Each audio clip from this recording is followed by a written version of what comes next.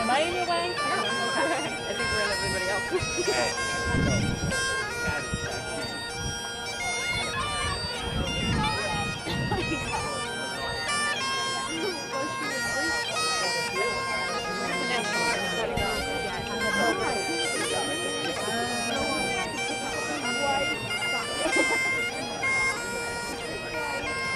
What is she wearing? Is she wearing like No, I know that. I can check. I can find it by a sandal. Oh, I see it. It's coming up right now. Yeah, see? Right there.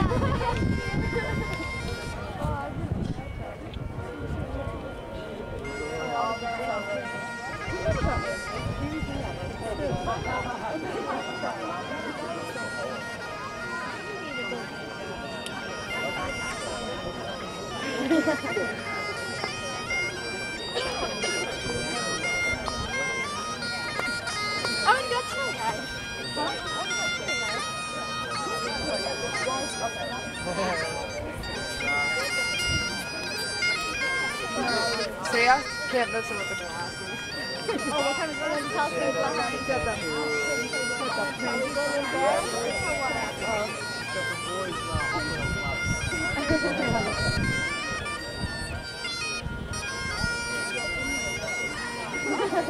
Yeah, you have to get overlap. It's going to be on that side. Looks like one of the on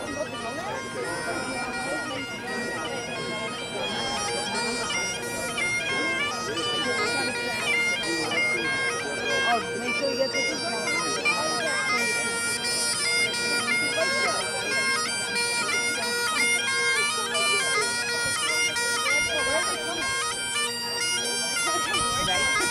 They're going right down now.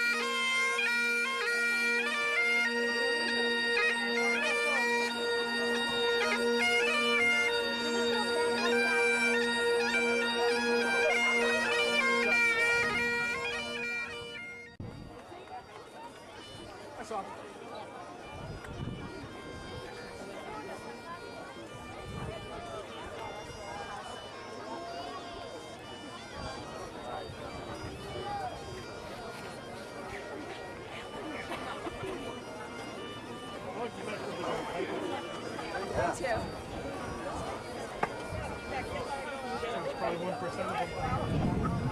That's what it sounded.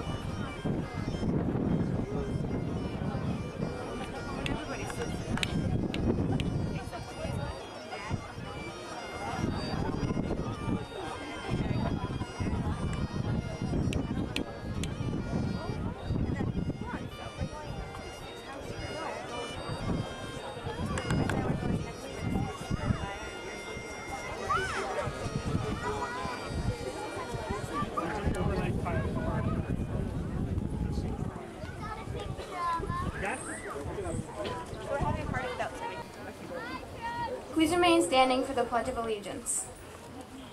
I pledge allegiance to the flag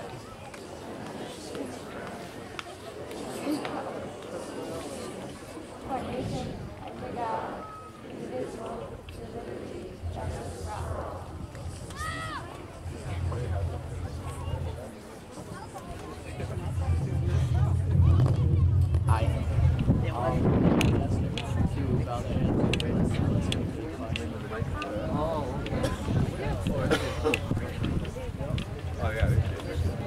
Thank you. Now Lindsay Bolter, our class president, will speak.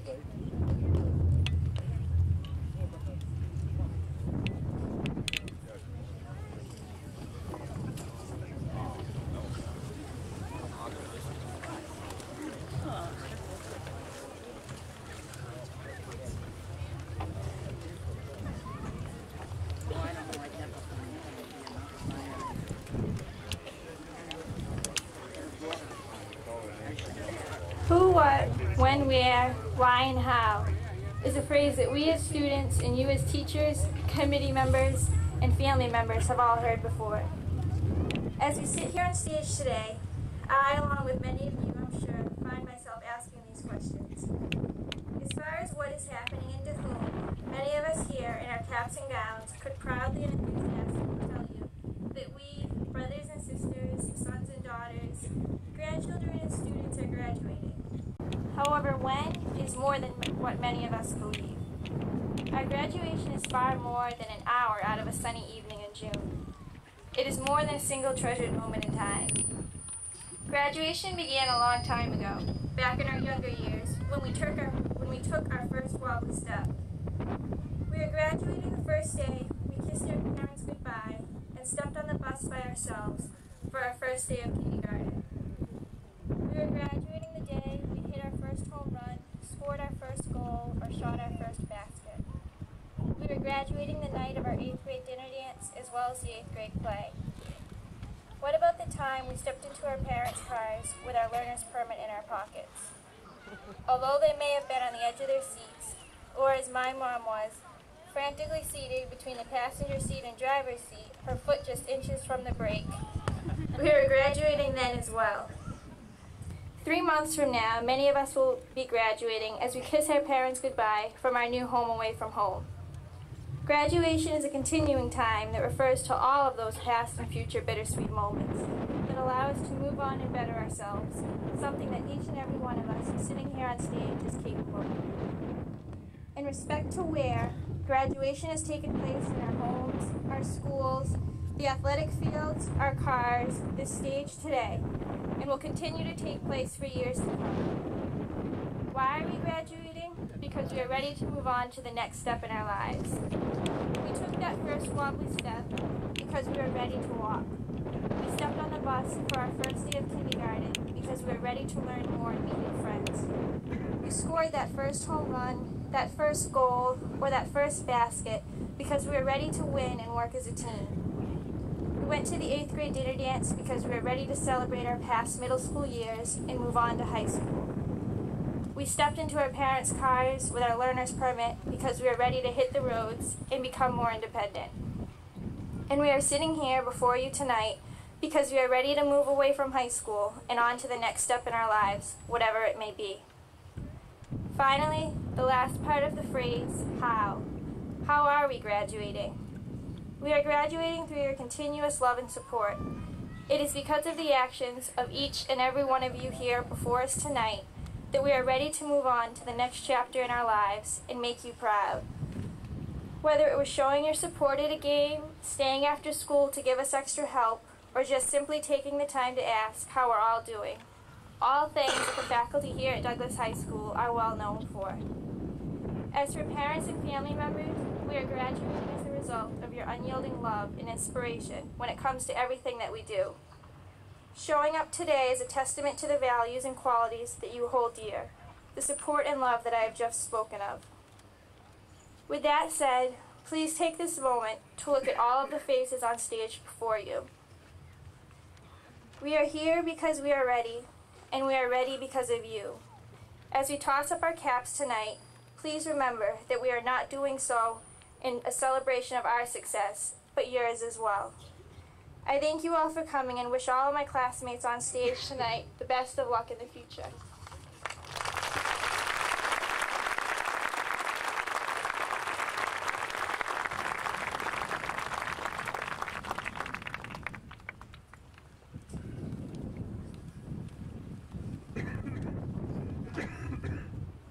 I'd now like to introduce our Superintendent of Schools, Conchetta Verge.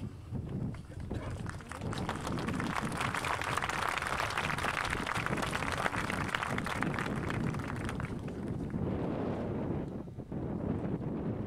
evening. I was going to wear a sandwich board tonight. Pardon our appearance. I'm trying to grow my hair. But the wind is taking care of that, so I probably look as normal as everyone else does. In August of 1992, I came to Douglas with the understanding that I would remain here for 1 year only as an interim superintendent. My plan was to keep things on an even keel and to help the school committee find a permanent superintendent. Needless to say, 13 years later, I'm still here, at least for the moment. I've often likened myself to Monty Woolley, the actor who starred in the film The Man Who Came to Dinner. He never left. And no, I don't expect you here on stage to have seen that film lately, but I'm sure some of your grandparents probably remember it. I've often thought about why I remained in Douglas for all these years, and I always came up with the same reasons. I saw Douglas as a school system that needed and was ready for change and improvement. Ed reform was looming in the near future and was about to impose mandates that would make educators more accountable and provide funds that would facilitate rapid improvement. The timing was right. Another factor in my decision to remain in Douglas was because of happening upon a number of staff members who I got to know quite well professionally. I discovered a group of eager, intelligent, energetic, and creative educators who simply wanted strong leadership and support to implement their innovative ideas and programs and state-of-the-art teaching methodologies. It was very inspiring to work with a group of professionals who had the same ideals and academic standards as I. However, I think the greatest positive factor in my decision-making process was the kids, you. In general, I found the children and students in Douglas Public Schools engaging, polite, intelligent, but perhaps a little too accepting and complacent of what at the time Douglas was providing for educational experiences.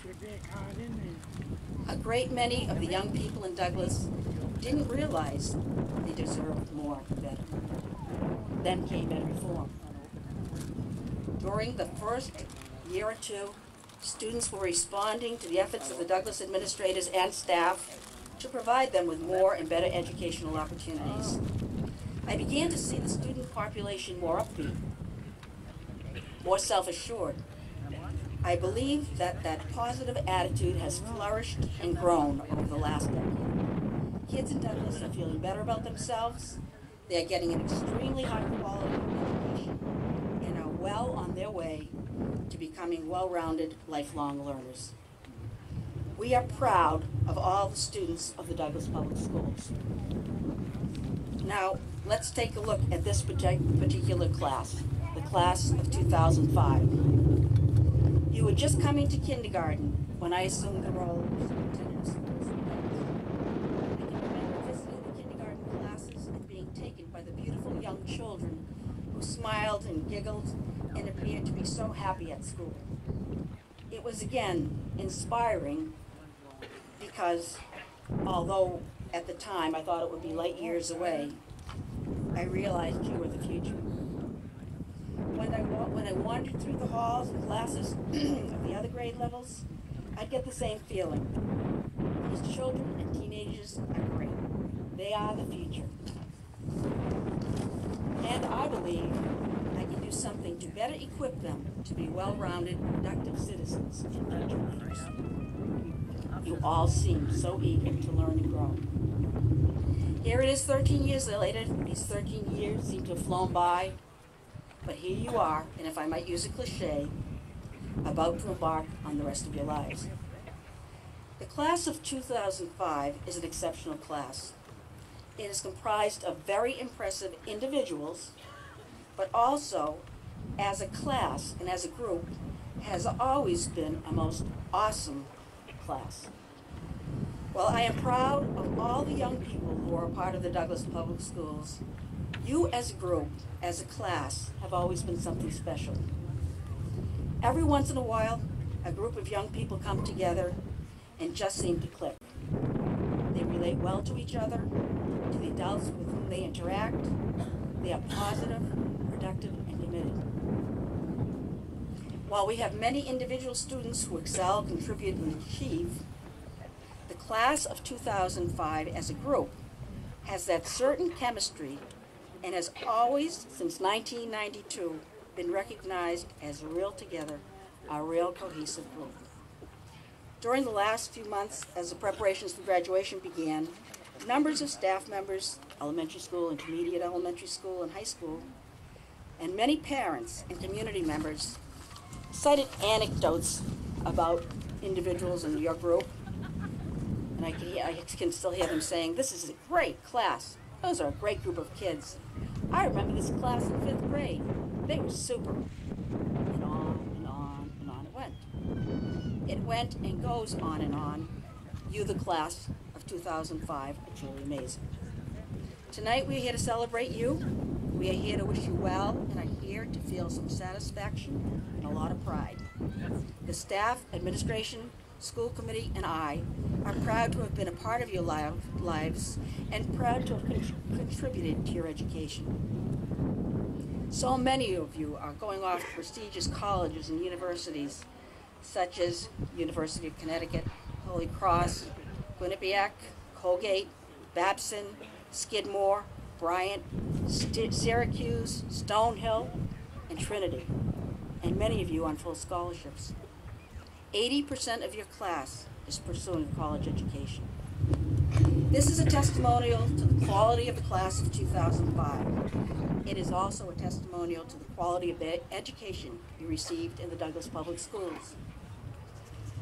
I look forward to following your careers, enjoying hearing about your personal accomplishments, and feeling pride that our schools were a part of preparing you for the success I know you will find. Bon voyage, bonne chance, you are on your way. I hereby certify that the students before you have met all local and state graduation requirements. Ladies and gentlemen, I present to you the graduating class of 2005.